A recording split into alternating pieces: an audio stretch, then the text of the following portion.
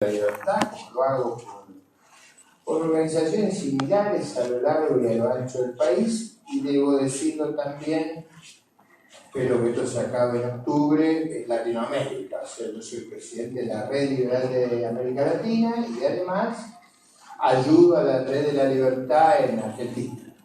Si ustedes quieren saber cuál es nuestro proyecto, es crear en todas las ciudades argentinas algo parecido al Club de la Libertad Económica, de manera de construir un espacio donde las ideas de la libertad se puedan discutir, se puedan dictar, se pueda aprender y sobre todo se pueda consolidar ese enfoque racional que la sociedad argentina necesita para superar sus problemas. El ejercicio que voy a hacer hoy ante ustedes es un ejercicio que lo podría hacer en alemán. Es apuntes sobre cómo se hace un programa de gobierno.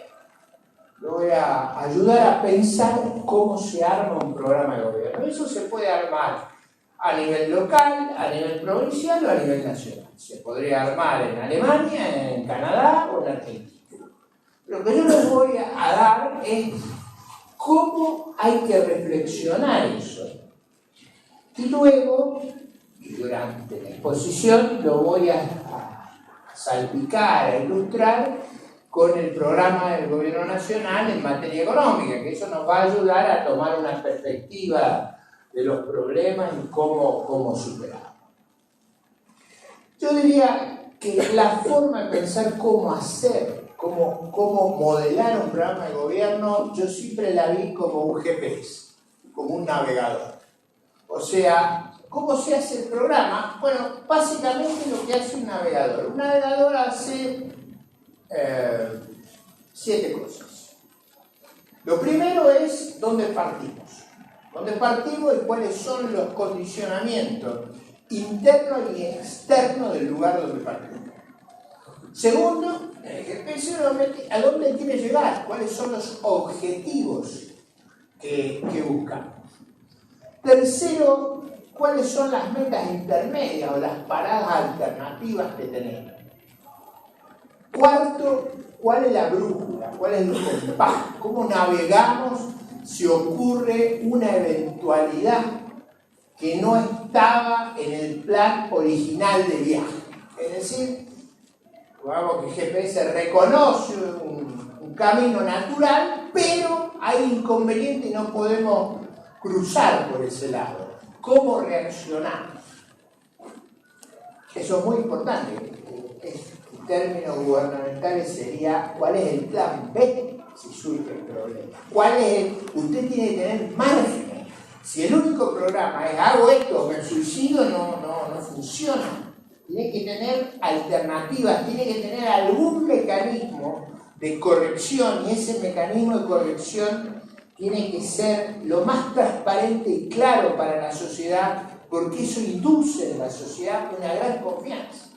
El gran problema de un programa de gobierno es que la gente empiece a pensar que usted no sabe a dónde va. Ese es donde se destruye la confianza. El quinto problema es la viabilidad, lo que yo llamaría la viabilidad financiera. Si yo voy a hacer un viaje y la plata no me alcanza para el combustible, mejor que no lo intente. O sea, tiene que haber viabilidad financiera en el programa. Eso es una cuestión casi de madurez. Sin embargo, en la Argentina en general los programas fracasan porque cuando uno chequea la viabilidad financiera, los programas son inviables. La inviabilidad es tolerable en el noviazgo. No es tolerable al regreso de una niña. O sea, después del regreso de una niña hay que explicitar el problema. Hasta el noviazgo usted puede exagerar.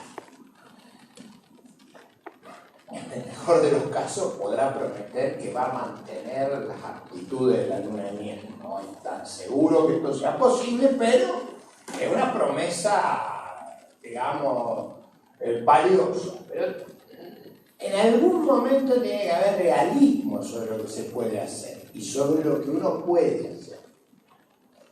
El sexto problema es la viabilidad política. Es decir, Si usted va a ir con su esposa y va a emprender un viaje largo, y uso el caso de la esposa porque es más fácil, si su esposa no quiere ir con usted a ese viaje, mejor que no lo intente, porque es un infierno. O sea, la viabilidad política tiene que hacer que el viaje sea gobernado, que el viaje concite el consenso, a veces hasta por razones negativas, pero tiene que concitar el consenso de los que van a viajar.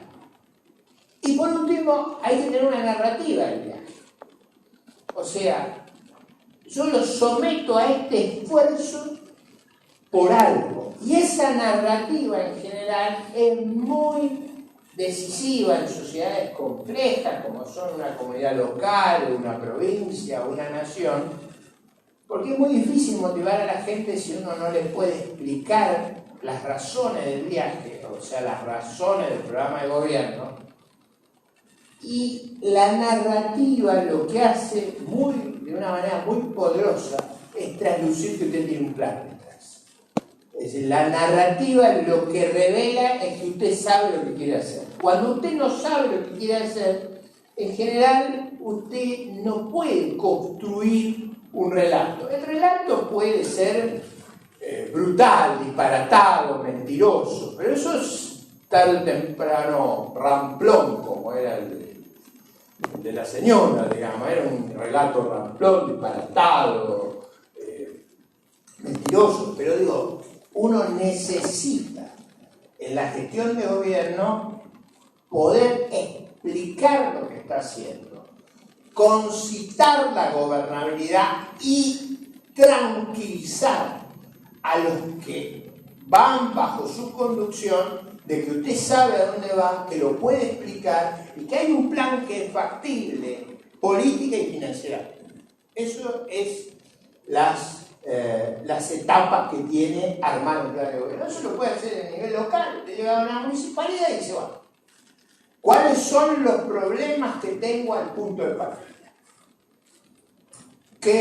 ¿De dónde vengo? ¿Qué es lo que estaba recaudando? ¿En qué estoy comprometido en los gastos?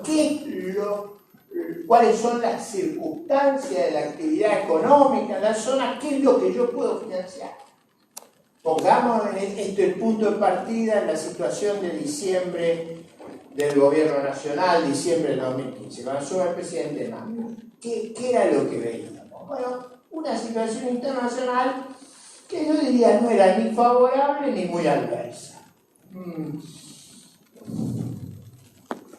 Yo diría, no había las condiciones excepcionales que habíamos vivido 10 años antes, es decir, toda esa época donde los precios de las commodities eran espectaculares, donde la moneda brasileña estaba sobrevaluada, donde el viento de cola, hiciéramos lo que hiciéramos, nos llevaba para adelante. No disimulaban cualquier error. Eso objetivamente no está. Tampoco están las circunstancias que enfrentó el presidente de la Rúa, o sea, circunstancias increíblemente adversas que hacen prácticamente intolerable la situación. O sea, la vida a veces nos pone frente a situaciones que son increíblemente adversas, o sea, que implican caídas del nivel de vida atroces. Y bueno, si a usted le toca estar ahí, prepárese para ser recordado en la historia de los tiempos como una persona terrible. No porque usted lo hizo, porque le toca estar ahí cuando las circunstancias son terribles. La sociedad no asocia al gobierno a las circunstancias, le echa la culpa al gobierno. Si a usted le toca una época donde las circunstancias son favorables, lo ven. ¿Se acuerdan cuando las circunstancias eran favorables y ella decía él y lo miraba al cielo como si fuera un dios? Bueno, son circunstancias muy favorables, a usted le parece que son increíbles. Ahora, en circunstancias desfavorables, como le tocaron al presidente de la Rúa, ni la mujer quería estar cerca. Porque claro, los precios eran atroces, Brasil estaba con un tipo de cambio, una devaluación terrible, las tasas de interés, la economía argentina estaba contraída, o sea, usted estaba sometido a presiones intolerables. Entonces, es muy difícil explicar eso, pero yo siempre uso el ejemplo. Cuando yo cumplí 25 años casado, mi suegra, que era bastante pícara, no me genera problemas, me sugirió por qué no nos volvíamos a casar con la misma ropa que nos habíamos casado encima de la tarde, lo que recordaba como 15 kilos. Es decir, era objetivamente imposible ponerme el traje con el que me había casado. Y le decía, no, pero si te fajamos, no, si me fajan me sale la víscera por la boca. Esa es un poco la situación que nosotros vivíamos en 99, 2000, 2001. O sea, había circunstancias externas terribles que obligaban a un nivel de vida a enflaquecer, y a veces la sociedad no lo puede soportar, como fue el caso en aquella oportunidad y terminó en la catástrofe. ¿Cuál era la circunstancia interna del punto de partida? O sea, ¿dónde el GPS se ubica? Bueno, las circunstancias internas de diciembre del 2015 eran terribles. Veníamos de un desequilibrio enorme. El gobierno anterior no solo nos había dejado sin reservas, sino que había vendido todos los dólares de este año, o sea, había vendido dólares del futuro, o sea, había vendido los dólares de este año y el año pasado. No solo había agotado la reserva que había, sino que había vendido los dólares del futuro. Había, por una serie de impericias, generado una incapacidad de acceso al financiamiento, es decir, no podíamos emitir deuda. Estábamos en una situación absolutamente límite, en carencia de reservas, 17.000 millones de dólares en el futuro, y no teníamos acceso al financiamiento. Una situación desesperante. A eso agréguele que teníamos y seguimos teniendo una situación energética extremadamente grave. Nosotros tenemos más de la mitad de nuestra matriz energética dependiendo del gas, y gas no tenemos. Entonces el gas lo traemos del resto del mundo, vía barco, vía las cañerías chilenas, vía las cañerías bolivianas. Acuérdense que las cañerías chilenas y las cañerías uruguayas las construimos para exportar gas, no para importar. Pero después de 15 años haciendo barbaridades, nos hemos quedado sin gas. No es que no se pueda recuperar, pero para recuperar hay que invertir. Y para invertir hay que tener recursos. Esos recursos los dilapidamos en la fiesta que duró 12 o 13 años. Pero nadie cuenta eso, sino que usted el día de la partida dice, yo no tengo gas, dependo del gas, ¿cómo voy a arreglar este problema? Yo diría que la situación de partida era inflacionaria, usted tenía una inflación alta y reprimida. O sea, era alta, pero nos explicitaba el atraso cambiario que usted estaba incurriendo. O sea, usted tenía agarrado el dólar por el cepo, un cepo que no le permitía acceder a los dólares no había, pero eso falseaba los números de inflación como lo falseaba el atraso de las tarifas públicas. Y por último, en ese clima, digamos, casi felinesco que vivíamos, el gobierno había emitido enormes cantidades de dinero que estaban sobrando en el sistema financiero, pero que tampoco se podían ir sobre las reservas por el cepo. Ahora, el día que usted levantaba el cepo, usted tenía que no había reserva, que tenía vendidas los dólares del futuro y que tenía un sobrante monetario. Una situación sumamente crítica. ¿Qué es lo que yo haría si me hubiera tocado gobernar esas circunstancias? Yo hubiera tomado la cadena nacional y le hubiera contado al país el problema que tengo y cómo íbamos a salir de ahí. La elección del presidente Macri no fue esa. No hay en esto una crítica, simplemente estoy tratando de racionalizar lo que pasó. La opción del presidente Macri fue, si yo le digo a la gente cuál es la verdadera situación que enfrentamos, van a entrar en pánico. Si entran en pánico, el pánico nos desborda y nos puede meter en una situación caótica. Si ustedes recuerdan, las decisiones del verano fueron decisiones casi divertidas. Era, tengamos esperanza, no miremos el pasado, vamos a salir, mientras operábamos para tratar de salir del cepo, para tratar de renegociar la deuda, para tratar de absorber el sobrante monetario. En general, el gobierno nunca explicitó claramente cuáles eran sus objetivos, pero si uno tuviera que decir, los objetivos eran volverse un país más normal, con menos conflicto con el mundo, receptor de inversiones, de buen clima de negocios. No hubo una precisión de los objetivos porque en general el presidente no es una persona de largos discursos, es una persona, yo diría, de un estilo lacónico para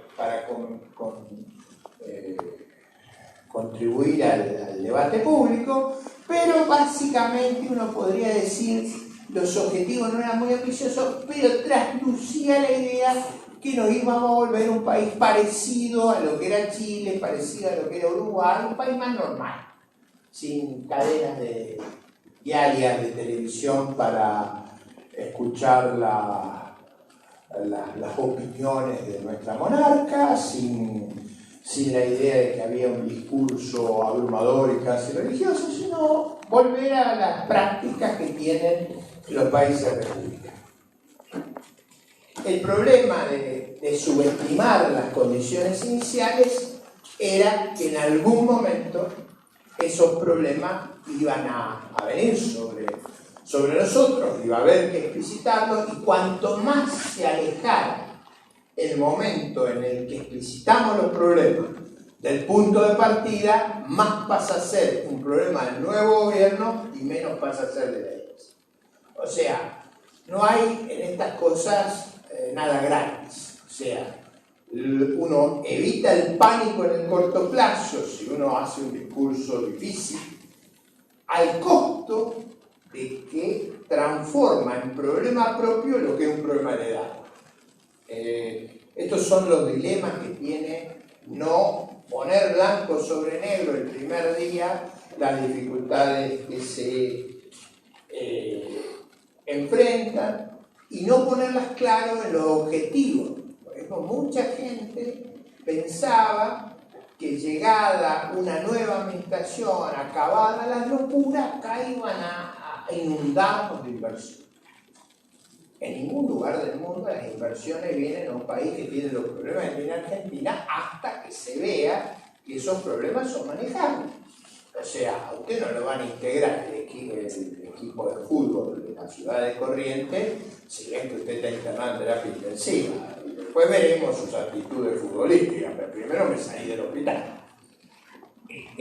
Yo creo que en parte había en la opinión pública una exagerada expectativa sobre lo que iba a lograr el nuevo gobierno. Vamos al tercer punto del famoso GPS. Si ustedes recuerdan mi explicación inicial, el tercer punto es: para que sea creíble el viaje, yo tengo que tener metas intermedias. ¿Cuáles fueron las metas que el presidente expresó? Expresó dos. Las dos, yo creo, equivocadamente elegidas. Uno, vamos a tener una tasa de inflación de 25%. Eso, al principio, parecía una meta espectacular, pero era una meta inviable. Era una meta inviable. Yo recuerdo en diciembre, en una comida que había mucha gente que llegaba al gobierno, en partidario del gobierno, tuvimos momentos muy desagradables, porque yo les dije: la inflación este año va a ser 45%. Porque si van a tener que devaluar lo que van a tener que devaluar, y van a tener que corregir la tarifa pública, es casi imposible que la tasa de inflación no sea 45%. Porque estas correcciones va a ser casi inevitable que vayan al índice de precios. Digo, eso no hay escape. En ese momento mucha gente pensó que era producto de la falta de simpatía con el gobierno, lo cual no era cierto. Les voy a confesar, yo creo que es vital para nuestro futuro que a este gobierno le vaya bien. fundamental para el futuro de la Argentina como sociedad civilizada. Creo que nos hemos salvado de una inmensa catástrofe, porque todos estos problemas que teníamos, si asumía alguien que no era consciente y no lo podía enfrentar, si se quería continuar con lo mismo, estallábamos al fin del verano, estallábamos. ¿Por qué estallábamos? Porque no iba a haber reserva, no iba a haber posibilidad de conseguir financiamiento, fuera de la deuda que estaba disputada en los tribunales, que estaba atrapada por el cash, había 40.000 millones que vencían, ¿de dónde lo íbamos a sacar? Eso nos llevaba a una situación como la de Venezuela. Entonces, no hay en mi comentario una actitud negativa. Yo digo, gracias a Dios que nos salvamos. Pero como nos salvamos de la situación, no subestimemos la gravedad del problema que tenemos, porque salvar quiere decir que hemos logrado controlar el problema, no que lo hemos eliminado. Lo tenemos ahí. O sea, por ejemplo, el sobrante monetario. Se logró sacar del mercado esa presión inmediata. Tenemos 650.000 millones puestos en letra del Banco Central ahí flotando toda la semana. Toda la semana tenemos que ganar la batalla de la confianza, que es mucho más importante que la batalla de la ciudadanía. En la batalla de la confianza hay que persuadir a los que tienen las letras que es un buen negocio tener. Imagínense lo que ocurriría si los que tienen las letras dicen: devuelva menos pesos, que con esos pesos quiero comprar los trenes. Terminó la fiesta. Ahí entramos en una crisis terrible. Hay que lograr convencer a los que estén con las letras. ¿Qué ha pasado? Una vez que se resolvió extraordinariamente el problema de la deuda, extraordinariamente, nosotros habíamos perdido los juicios y el gobierno logró que pagáramos por la deuda la mitad de lo que debíamos, una cosa increíble. A partir de que se logró eso, hemos emitido 30.000 millones de dólares de deuda. Parte para pagar la deuda que estaba, porque acuérdense cómo era. Estaba la deuda que estaba en los tribunales, pero los que habían entrado en el canje no le podíamos pagar los intereses porque los jueces no nos dejaban en el mundo. Entonces, ¿dónde los poníamos? En la reserva del Banco Central. Pero las anotábamos, no teníamos ni los dólares futuros ni los dólares del pago de la deuda que nos comíamos.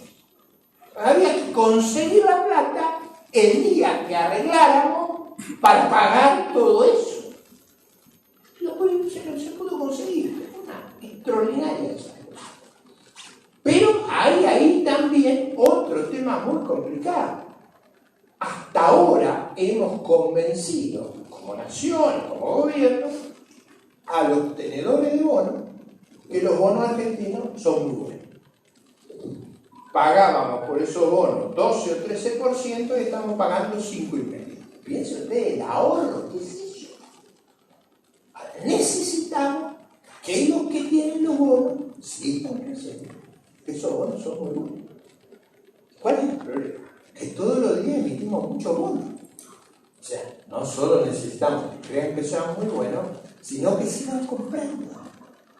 Porque el día que la tasa cambie, es decir, que la gente se quiera desprender de los bonos, la tasa empiece a subir, ahí no nos van a prestar y ahí de nuevo tenemos otro desafío. Entonces, fijarse metas intermedias increíbles no ayuda, no solo por el efecto que causa sobre la ciudadanía, sino por el efecto que causa sobre la confianza. Nosotros necesitamos que los demás crean, adentro y afuera, que sabemos a dónde vamos, que el mejor crédito es el nuestro y que mejor que tengan la plata puesta ahí, y si es posible más. ¿Está claro? Este es un tema extraordinariamente importante por el cual hay que evitar hacer anuncios incumplidos. Otro anuncio que no fue nada feliz en las metas intermedias fue que en el segundo semestre íbamos a ver florecer las rosas. No había ninguna razón para que florecieran las rosas. Nosotros estábamos enfrentando una situación muy compleja. ¿De dónde iban a florecer las rosas? Entonces, esa idea de que en el segundo semestre iba a haber novedades era esa desesperación por transmitir buenas noticias. La buena noticia es que logremos controlar este problema, no proponernos contar cuestiones que son muy difíciles de lograr. Vamos a la brújula.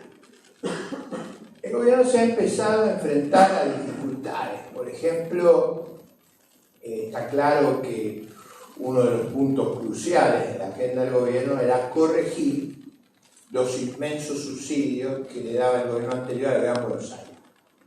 Pero, para ver eso con claridad, póngase en el lugar de un correntino. Un correntino no recibe ninguno de esos subsidios. El correntino paga por el gas lo que vale. En Buenos Aires usted paga por el gas entre el 5 y el 10% de lo que vale. O sea, le regalan el 90%.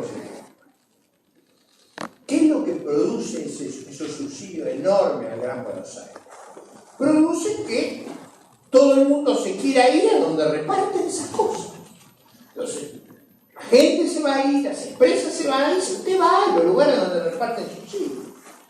Si uno quisiera que la actividad económica venga a las provincias del litoral, venga a las zonas menos desarrolladas del país, lo único que no tiene que hacer es repartir subsidios en el Gran Buenos Aires.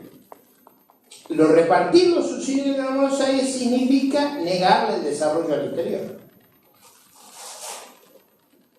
Este es un punto muy crucial. O sea, si usted desbalancea los subsidios para que todo vaya al Gran Buenos Aires, lo que usted hace es negar el desarrollo del interior. Yo hubiera usado como narrativa en el lugar del gobierno, en vez de tarifazo, pues yo hubiera dicho, bueno, vamos a reponer condiciones de igualdad en todo el país. Para ser un poco políticamente correcto, porque yo también he sido político, así que voy a hacerlo con toda la picardía de un político. Que todo el país pague lo mismo que Corrientes. No me diga que no sería popular en Corrientes, casi un candidatazo. Candidatazo. Pido que todo el país pague lo que paga Corrientes. En vez de decir, vamos a corregir la tarifa, no. Vamos a quitarle lo que no le damos a los correntinos. Que me parece una copia. Corrientes es un país, en una provincia más pobre, con dificultades, donde no hay la infraestructura que hay en la zona más desarrollada del país. Lo único que falta es que le saquemos a Corrientes para darle al lugar más desarrollado del país. Entonces le vamos a sacar al lugar más desarrollado para no embromar a los correntinos, a los misioneros, a los formoseños. Yo hubiera usado esa retórica. El gobierno se dejó encerrar en una retórica equivocada, que es, ¿cómo puede ser un tarifazo tan brutal? ¿Y los correntinos? ¿Y los formoseños?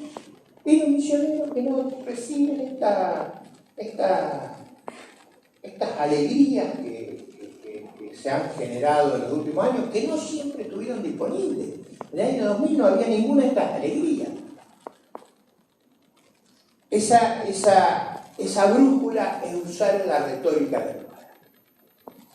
Por otro lado, dada que nuestra situación energética es tan delicada, yo le hubiera dicho al país, mire, nosotros consumimos toda la producción energética del país, la mitad de nuestra necesidad energética, un poquito más, la mitad son en base a gas. Gas no tenemos. Estamos gastando tanto gas que por unidad de PBI, o sea, para producir una unidad de PBI, $1 de PBI, usamos el doble de energía que Chile y Uruguay. ¿Por qué usamos el doble de energía que Chile y Uruguay? Bueno, porque subsidiamos, por una cosa muy simple. ¿Usted por qué? Yo, por ejemplo, yo tengo conocido, no voy en el caso contarlo, yo tengo amigos en los country de Gran Buenos Aires que se bañan en invierno en la piscina porque la calientan el agua con gas. Es una cosa disparatada que no ocurre en ningún lugar del mundo. Eso se puede hacer porque hay un subsidio atroz. Ahora, usted corta el subsidio de todas estas cosas que han generado tanto disfrute térmico. Y, obviamente, el costo de vivir en el Gran Buenos Aires va a subir. Si sube el costo de vivir, tendrá que subir los gastos salariales ahí. Y la la industria que esté ahí va a perder competitividad frente a la que esté en Corrientes, en Formosa. Bueno, eso es lo que desplaza la actividad productiva al interior. Si usted no cobra los costos en el Gran Buenos Aires, para todo el mundo ahí. Si es posible, a la Panamericana, para hacerlo más rápido. Digo, no estoy contando nada que el gobierno en eso, esa brújula no la tuvo, no supo gobernar el debate y se ha dejado correr con el argumento del tarifazo cuando tendría que haber hecho, no es un tarifazo, es quitar un subsidio que nos destruye como sociedad, porque en todo el mundo no se subsidia el consumo de energía, sino se lo grava. Y en todo el mundo no se subsidia las zonas hiperconcentradas. Nosotros tenemos una mega urbe de costos absurdos, que sería costosísimo vivir ahí, salvo que yo le ponga los subsidios. Y esos subsidios hay que ir quitándolos. Vienen de muchos años, algunos, y otros hay que ir corrigiéndolos pronto. ¿Cuál es la...? Vamos por la cuarta, vamos a la quinta cuestión. ¿Cómo vamos a financiar el viaje? ¿Cuál es el problema que tiene el gobierno? El gobierno tiene un déficit muy grande. No es un déficit porque estemos invirtiendo. La inversión es aproximadamente 2,5 puntos del producto del déficit, sin contar que tiene el Banco Central, es aproximadamente 6,5. Quiere decir que hay 4 puntos del producto, 20.000 millones de dólares que están gastados de gasto corriente financiado por él. Si ustedes en la vida personal se endeudan para consumir, les puedo asegurar que van a ser pobres. O sea, no hay nada que empobrece más que endeudarse para consumir. Uno, digo, yo creo que he tenido, yo ya tengo nietos grandes, pero yo, más o menos cuando discutía a mis hijos, sus parejas no miraban las actitudes. Yo hubiera visto uno que empezaba a usar la tarjeta para pegarse parra, en vez de ver cómo iba a financiar el punto, yo le hubiera dicho, mira, este no te conviene, este no es una persona razonable, o esta no te conviene. Mira, uno tiene que pensar en la vida activa, hacer un esfuerzo de ahorro para construirse su hogar, para poder financiar la educación de los chicos. Si uno usa tarjetas para endeudarse, para pasarla bien, en lugar de hacer eso, ¿quién va a pagar tu casa? ¿Quién va a pagar la educación de tus chicos? Digo, ese es un consejo que uno le daría a los hijos. Lo mismo pasa para las naciones, para los gobiernos provinciales, para los gobiernos locales. Si ustedes se endeudan para consumir, terminan mal. El país tiene un problema en ese sentido y tiene que corregirlo. Yo hoy en una reunión con empresarios correntinos me preguntaban, ¿y cómo va a ser para cerrar esa brecha si todos los días el presidente lo que hace es hacer concesiones financieras? Provincias, sindicatos, a todo el mundo ha logrado, cosa que no es menor, la gobernabilidad, pero entregando. ¿Cómo se hace para cerrar esa brecha? Esa es una gran pregunta que yo no tengo una buena respuesta. Tenemos un problema ahí y yo espero y tengo la expectativa que en el presupuesto, ahora el 15 de septiembre, cuando tenga que llevar el presupuesto a las cámaras, el ministro de Hacienda explique al país cómo va a hacer para cerrar esa brecha. Es verdad que el país tiene algún margen para endeudarse, tiene algún proceso de transición, pero eso tiene que ser creíble que va a ir descendiendo. Y eso no se ve claro cómo va a ser, sobre todo porque las decisiones del presidente han sido aumentar los gastos. A veces porque no era fácil resolver. Por ejemplo, ¿cómo lidiaba Cristina con las jubilaciones? Lo que hacía era, se equivocaba en la declaración a propósito, en la jubilación inicial, a usted le pagaban una cosa que no correspondía con su derecho, usted se enojaba con eso, iniciaba juicio y después de muchos años a usted le pagaban lo que correspondía, pero en el mientras tanto se armaba una pelota descomunal. Entre juicios y instancias administrativas había como 1 millón de reclamos de gente que no le pagaban lo que correspondía y se resolvía. la definición del presidente. Esta cosa tiene que terminar. Vamos a cumplir la ley. Cumplir la ley implica que los gastos en pensiones van a aumentar algo así como 8.000 millones de dólares. ¿Quién la va a poner esa plata? Por eso yo diría que una de las cuestiones más críticas hacia el futuro, me parece que es un tema al que hay que prestarle singular atención, es la viabilidad financiera de lo que estamos haciendo. Hay una, ya, dado que vinieron a la conferencia, déjenme que les enseñe a leer cuándo el problema se pone complicado y cuándo no es complicado. Les voy a dar una gema ahora, ¿eh? Ahora sí que les voy a dar algo que hay que prestar mucha atención. Si la tasa de los bonos, si el precio de los bonos no cae, vamos bien. Si el precio de los bonos comienza a caer, eso significa que la tasa empieza a subir, empezó a prenderse la luz amarilla. Eso obligaría a apresurar la corrección.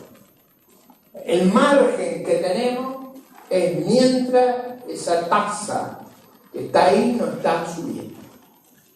Y eso, ¿se acuerdan cuando las dificultades nuestras del riesgo país? ¿Se acuerdan que estaba ahí? Bueno, esa es la tasa. O sea, Rajoy en España todos los días decía, está bajando el ritmo. España hizo un programa de una singular firmeza en la crisis del 2009, 2010. No lo quiere ni la mujer a Rajoy, pero digo, eso nunca, usted no hace estas cosas y es amado además, pero digo, una de las cosas increíbles de España es que logró bajar la tasa, fíjense, de niveles de 8-9%, la tasa española hoy está en el 1%. A pesar, miren la fortaleza de las instituciones españolas, a pesar de que los españoles hace 2 veces que van a elecciones y no pueden formar gobierno. Fíjense la importancia de las instituciones.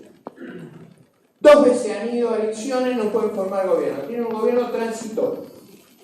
Están por ir por 3ª vez a la elección porque no logran armar la coalición de gobierno. Sin embargo, todo el mundo cree en España y fuera de España que lo que no se va a cambiar es la política de Rajoy. Digo, para darle una idea de qué consiste la política de Rajoy, Rajoy le dijo a los españoles, a partir de ahora se jubilan en vez de a los 60, a los 68 años.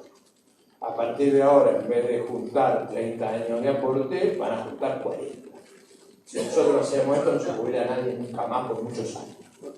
Digo, para entender el meollo de las noticias a veces son muy complicadas, pero esas noticias, ¿qué es lo que permitieron? Una gran recuperación de la economía española, porque la baja de ese costo del capital permitió que se reanude la inversión, que vuelva a crecer. España crece vigorosamente, exporta y ha comenzado a bajar esa tasa estratosférica de desempleo. Sigue siendo 18-19%, pero de 28% es una baja, y si sigue va finalmente a salir. Por eso digo, la gema que le dejo hoy es: ¿quieren saber cómo vamos? Miren esa tasa.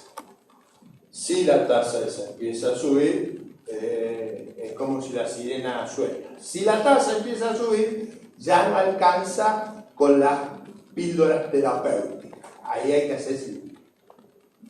Está claro. ¿Cuál es la segunda gema que les voy a dejar? Yo creo que es muy importante que el gobierno no fije para el año que viene una meta inflacionaria exagerada. ¿Qué quiero decir exagerada? Exagerada por lo bajo. Yo creo que es muy difícil que la meta inflacionaria del año que viene pueda estar por debajo del 25-30%. Muy difícil. ¿Por qué? Porque el Banco Central, cuando fija esa meta, lo que hace es poner la cantidad de dinero a la tasa de inflación que se fija. Eso es el programa de meta de inflación. ¿Se acuerdan del cuento de mi suegra y el traje con la faja? si el Banco Central, si el gobierno anuncia que la meta de inflación es 17%, hay que poner la política salarial y la política de gasto gubernamental del 17%. Yo no lo creo posible. Si anuncia 25-30, mira, de arreglar la política salarial y de gasto del 25-30 me parece factible. ¿Está claro? Si usted fija la política salarial al 17, la política monetaria al 17, y la política salarial y la política de gasto al 30, vamos a un receso espectacular. ¿Qué es lo que nos pasó este año y no nos debe volver a pasar? O sea, una meta del Banco Central que no tenga que ver, que esté fuera de contexto. La segunda G. La meta de inflación tiene que ser parecida a la meta salarial. Si ustedes quieren saber cuál es la meta salarial, el acuerdo docente de la provincia de Buenos Aires, febrero del 2017. Esa es la meta de inflación. Si eso no se cumple, no se va a poder cumplir lo que yo creo que es posible, que es una recuperación económica y una baja de la tasa de inflación. ¿Cuál es la sexta baliza de los apuntes de un programa de gobierno? Ya voy terminando para que tengamos espacio para hacer algunas preguntas. La sexta baliza tiene que ver con la viabilidad política. Si usted se plantea un programa que es imposible, usted genera desconfianza igual que si presenta un programa financieramente imposible. El programa político tiene que buscar el camino que haga manejable y tolerable. ¿Qué es lo que hace manejable y tolerable en los sistemas institucionales? Bueno, la expectativa por los otros de que lo que usted está haciendo está creando las condiciones para que el futuro sea más manejable que el presente. Yo he sugerido, hay que escuchar esto, que el presidente anuncie que él va a ser un presidente de un solo mandato. ¿Por qué? Porque si él anuncia que va a ser el presidente de un solo mandato, el presidente del saneamiento institucional, el presidente del saneamiento económico, todos van a intentar que él pague todos los costos. Y eso es lo que va a generar el mayor apoyo político para enfrentar decisiones que son todas muy difíciles. Ahora, si los adversarios piensan que el presidente va a tratar de crear las condiciones para ser reelecto, van a trabajar para que la cosa sea más complicada. Yo no veo en las circunstancias que estamos otra forma de crear el consenso que generar en la opinión pública la idea de que hay un presidente que, como Carlos Pellegrini, se va a sacrificar para sanear la República. Eso fue lo que hizo Carlos Pellegrini del 90 y del 92, del fin del siglo XIX. Hizo un saneamiento extraordinario, pero en aquella época, con los años, todo el mundo lo recordó como Frondizi y Lía. Ahora todo el mundo valora el programa del desarrollo de Frondizi, la austeridad y el ascetismo y Lía. Cuando estaban en el poder lo querían matar. A uno le decían tortuga, al otro le decían criminal. Era, digo, para poner las cosas, cuando a alguno de ustedes les parezca fuerte lo que lo digo, léanse el discurso de Frondizi del 28 de diciembre de 1958, que es cuando él anuncia el plan de estabilización. Yo, ¿por qué me acuerdo? Yo era chico, tenía 7 años. Nunca me lo voy a olvidar. ¿Sabes por qué no me lo puedo olvidar? Porque en esa época no había televisión, bueno, en mi casa no había. Mi papá escuchaba el discurso. Ustedes a los 7 años, ¿cómo entiende los discursos? Viéndole la cara al padre. Y yo lo veía a mi padre pasarse el pañuelo por acá, transpiraba, escuchando, y se le hacía. Era una gestualidad que yo decía, ¿qué estará pasando? ¿Qué está diciendo? Yo, más viejos se deben acordar la voz grave de Frondizi cuando decía el desarrollo, esa cuando pronunciaba la L, era una cosa, eran unos anuncios estremecedores. Y yo recuerdo todavía cuando papá se pasaba al pañuelo y decía a mi madre, no sabes lo que está anunciando. no sabe lo que está anunciando, lo que va a ser lo que viene. Efectivamente, de ahí viene aquella famosa frase, hay que pasar el invierno. Ustedes piensen que el presidente Frondizi lo sacó al ingeniero Alzogaray porque lo creía flojo. Y lo nombró a Roberto Aleman para que hiciera la cirugía que Alzogaray no se animaba. Digo, para acordarse lo que era el presidente. Con el tiempo la gente se olvidó de eso. Se acuerda de los grandes proyectos de Frondizi, del desarrollo de la electricidad, de que no había electricidad y empezó a haber electricidad, que no había petróleo y empezó a haber petróleo, de que no había fábrica y empezaron a haber fábrica, de que surgió espectacularmente la educación privada y tuvimos una oferta educativa extraordinaria. Eso se acuerda luego. No se acuerdan de las cosas que hizo el presidente Frondizi para que eso fuera posible. Yo le digo, cuidado. La resiedumbre de Frondizi era brutal. A Alzogaray le parecía flojo. A Alzogaray, su discurso era, hay que pasar el invierno. Así que imaginen, no saben lo que era Roberto Aleman joven. Es una cosa estremecedora.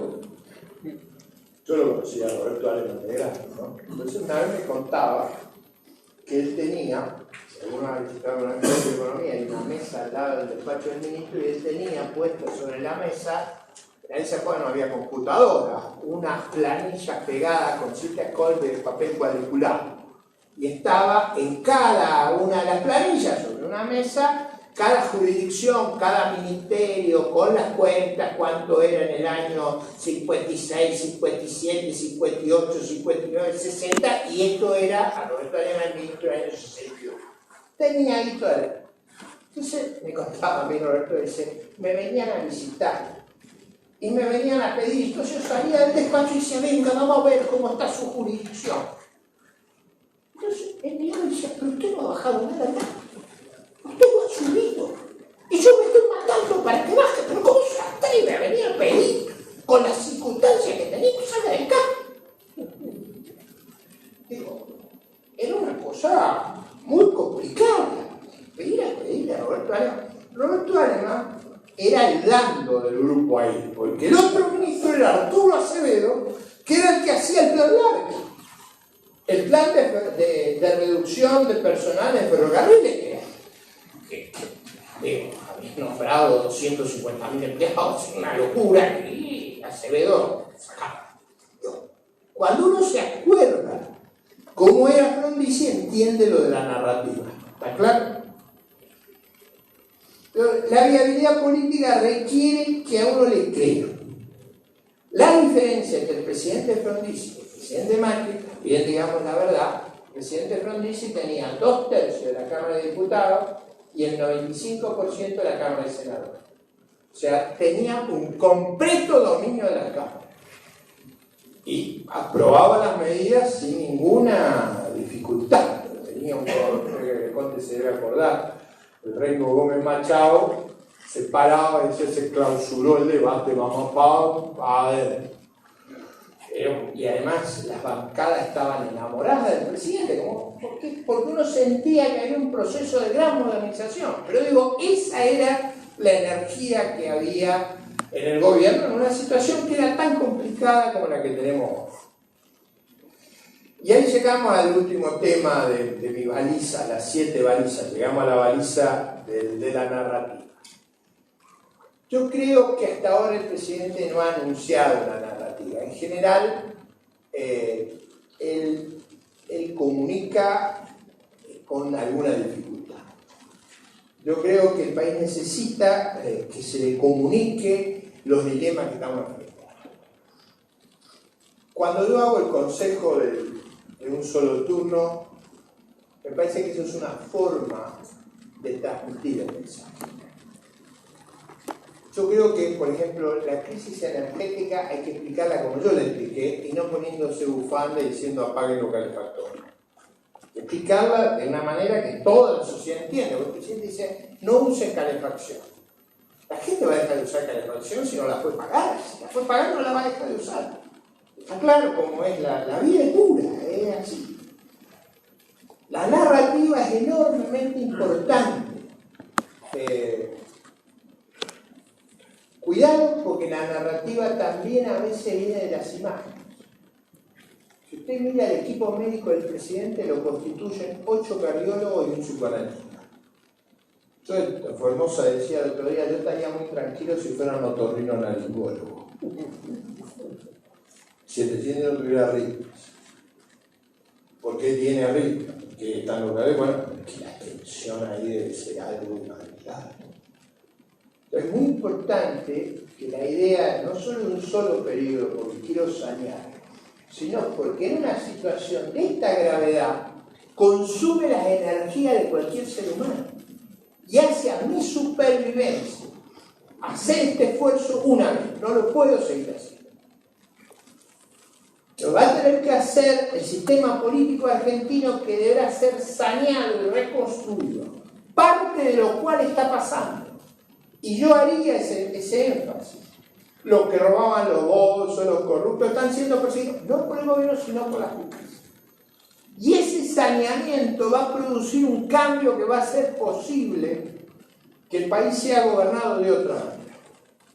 Pero en la transición alguien va a tener que pagar los costos, y el que le tocó ser presidente es el único que lo puede pagar. Eso no hace que yo pierda optimismo. Yo soy muy optimista sobre la gente. ¿Por qué soy optimista? Porque los problemas que tenemos son todos manejables. Los problemas que son inmanejables son los que hay en Medio Oriente. Si usted lo pongo en Siria, en Irak, ¿cómo salgo de esto?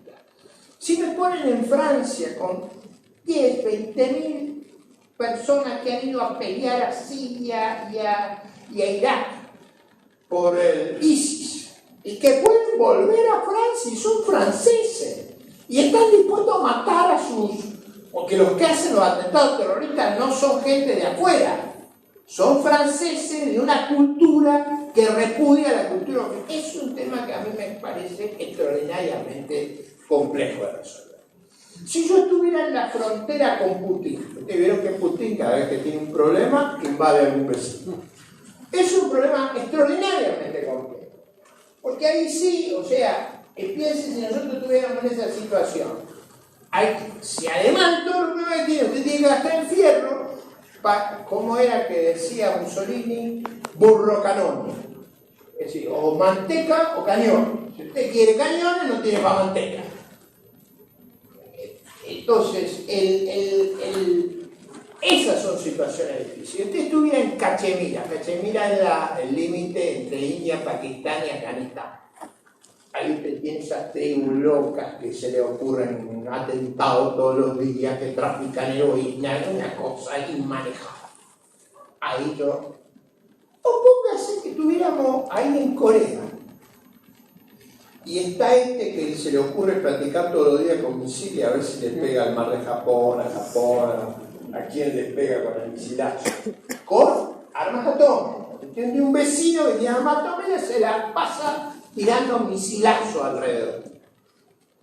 O digamos, supongamos que tuviéramos que competir con uno como Trump. Trump le dice a los coreanos, con el problema que tenés yo estoy abandonado. O sea, ahí hay una inmensa guarnición estadounidense que es la que lo controla de los misiles. Lo que dice Trump es que para ahorrar gastos de Estados Unidos va a quitar la guarnición esa. Imagínense la tentación que va a haber ahí si de verdad lo quiere hacer. Si de verdad lo va a hacer, los japoneses y los coreanos tienen que empezar a comprar fierro a todo lo que da. Esos son problemas muy complicados. Los nuestros, como los de Brasil, son problemas de gestión, son problemas autoinfligidos. Son problemas que no los teníamos, los causamos y ahora los tenemos que dar vuelta. No son ningún problema difícil. Sí, mire, usted paga el gas, una décima parte de lo que pagan en Santiago de Chile, mañana lo va a pagar como en Santiago de Chile. Va a ser muy complicado. No, mañana no, quiere que lo hagamos en 3 meses, bueno, en 3 meses. Si lo tenemos que hacer en 6 meses, dígame a quién le corto, porque si no le corto a usted, le voy a cortar a alguien. Pero no puedo seguir subsidiando una cosa a la otra. Esos son problemas manejables. No los problemas de Corea, los problemas de Cachemira, los problemas del Medio Oriente, los problemas de Putin, eso me parece difícil. Nosotros no tenemos ninguno de esos problemas, no tenemos. Miren la frontera nuestros vecinos son socios nuestros, por acuerdos que hemos logrado en la vida democrática, no el gobierno anterior, los anteriores. No tenemos desarrollo misilístico, no tenemos desarrollo atómico, no tenemos desarrollo bacteriológico, no tenemos desarrollo de armas químicas, no tenemos conflictos de esos que nos obligarían a un gasto espectacular defensivo. O sea, no tenemos la mochila de llevarnos mal con los vecinos. Tenemos la ventaja de que este es un área de paz, no solo Argentina, Uruguay, Brasil, Chile, es una zona de paz, donde además, por ejemplo, fíjense, nuestra comunidad árabe se ha integrado al país, no hace como en Francia, como en Alemania, como en Inglaterra, un problema. Acá al revés, acá o llegan al presidente, como era Menem, o son la esposa del presidente como era Guadra. Los dos eran musulmanes, o sea, no. Acá los musulmanes se dan vueltas, se integran, hacen negocio y llegan al poder. No se le ocurre estar poniendo bombas, matando cristianos, degollando sacerdotes, como se le ocurre en otro lado. Pero somos gente bendecida. Acá, hasta los que en otros lugares se ponen complicados, acá hacen negocios, se casan o, bueno, se vuelven primera dama o presidente o, digo, si uno empieza a revisar con cuidado, la mayor parte de los dirigentes son ex-árabes. Y eso es bueno, porque es una Baglini decía que yo exageraba, otro que era, ¿no?